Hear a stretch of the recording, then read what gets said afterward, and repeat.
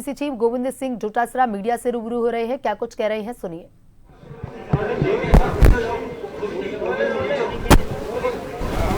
इतना लंबा थोड़ा है ही नहीं ना बात।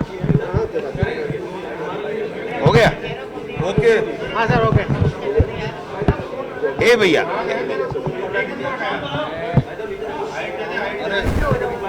शांत हो जाओ।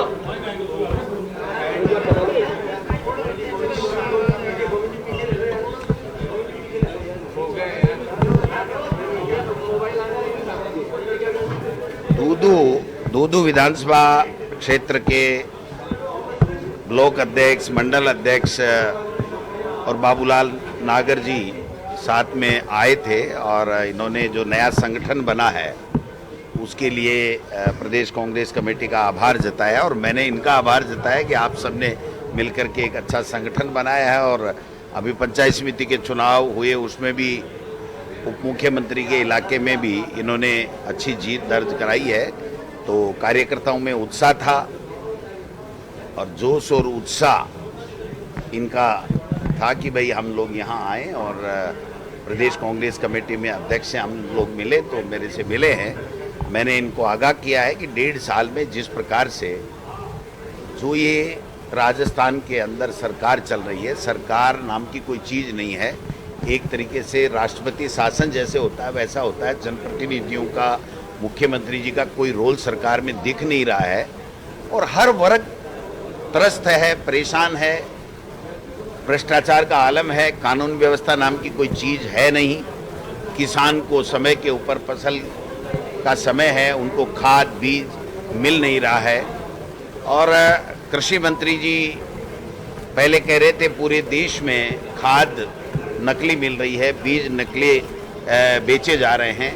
वो भी बहुत ही गंभीर आरोप एक भारत सरकार के ऊपर भी था, डबल इंजन पे भी था, उसके ऊपर कोई संज्ञान लिया नहीं। और कल मैंने कृषि मंत्री जी का बयान सुना है, उन्होंने कहा जो नकली खाद हम लोग पकड़ रहे हैं, जो नकली बीज हम लोग पकड़ रहे हैं, FIR लॉन्च करा रहे हैं, वो सारा का सारा गुजरात से आ रहा है। तो इसका मतलब ये हुआ कि गुजरात का जो मॉडल है वो पूरे देश में लागू, और ये गुजरात का यही मॉडल है कि अफीम तस्करी, अवैध शराब, नकली खाद, ये सारा गुजरात से होते हुए पूरे देश में नेटवर्क इनका फैला हुआ है और कोई कार्रवाई हो नहीं रही है। और यहाँ राजस्थान में तो सरकार नाम की कोई चीज़ है ही नहीं। जब मुख्यमंत्री 1.5 साल से हर डिपार्टमेंट की समीक्षा कर रहे हैं, तो फिर इस समीक्षा में ये क्यों नहीं आया कि ये नकली खाद और नकली बीज बेचे जा रहे हैं और किसान को बर्बाद किया जा रहा है? ये बातें क्यों नहीं आई, मेरे समझ से परे है। कृषि मंत्री जी भी लेट जागे और 1.5 साल बाद में अगर ये कहना फसल के समय में कि मेरे यहाँ अफसर सब मिले हुए हैं और मुझे जाकर के, मंत्री को खुद को जाकर के अगर करना पड़ रहा है औचक निरीक्षण, तो ये भी हमारे सरकार के ऊपर एक प्रश्नवाचक चिन्ह लगता है।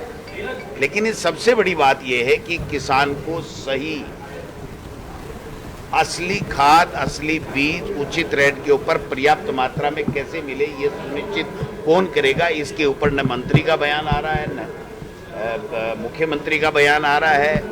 कहीं योग कर रहे हैं, कभी जो है वो देवदर्शन यात्रा कर रहे हैं, कभी कुछ कर रहे हैं, कभी दिल्ली की हाजिरी लगा रहे हैं, कभी गुजरात में जाकर के प्रशिक्षण ले रहे हैं कि कैसे नफरत फैलाई जाए। पूरा प्रदेश में बेहाल है और कानून व्यवस्था नाम की तो कोई चीज़ है ही नहीं यहाँ पर। तो मैं समझता हूँ कि ये सारी चीज़ें हम लोग देख रहे हैं। नगर निकाय और पंचायत राज के चुनाव ये लोग बात करा नहीं पा रहे हैं, जानबूझ के ये कह करके कि 1 स्टेट 1 इलेक्शन का हम मॉडल ला रहे हैं। ये मॉडल क्या गुजरात से आ रहा है? जब 73वां संविधान संशोधन के बाद में 5 साल में अनिवार्य रूप से चुनाव होना अनिवार्य है, तो पंचायती राज और नगर निकाय के चुनाव 5 साल बाद में भी क्यों नहीं हो रहे हैं? ये सवाल हम लोग सरकार से पूछ रहे हैं, लेकिन सरकार की तरफ से कोई जवाब नहीं आता है। अनर्गल बयानबाजी आती है, कभी मेरे ऊपर छींटाकशी आती है, कभी दूसरे कांग्रेस के नेताओं पे आती है। मैं समझता हूं कि सरकार को अब अपनी जवाबदेही से बचना नहीं चाहिए। कोई भी सवाल अगर विपक्ष या जनता पूछती है तो उसका जवाब कम से कम उनको देना चाहिए। लेकिन मुख्यमंत्री जी का तो पता नहीं, ये तय ही कर रखा है कि पर्ची आएगी तो ही बोलूँगा दिल्ली से, नहीं तो नहीं बोलूँगा।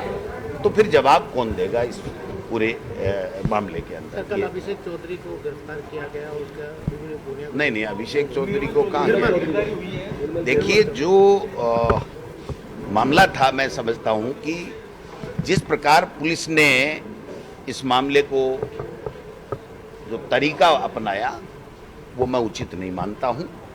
कोई भी मामला हो, कोई भी अपराध हो, पुलिस को कार्रवाई करने का अधिकार है, लेकिन जो तरीका उन्होंने अपनाया वो वास्तव में गलत तरीका था।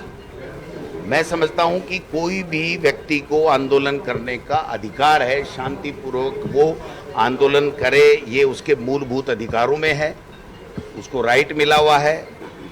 लेकिन दुर्भाग्य है, इस सरकार में कोई जवाबदेही नाम की कोई चीज़ नहीं है। पता नहीं है सरकार चला कौन रहा है, ये समझ से परे की बात है। धन्यवाद।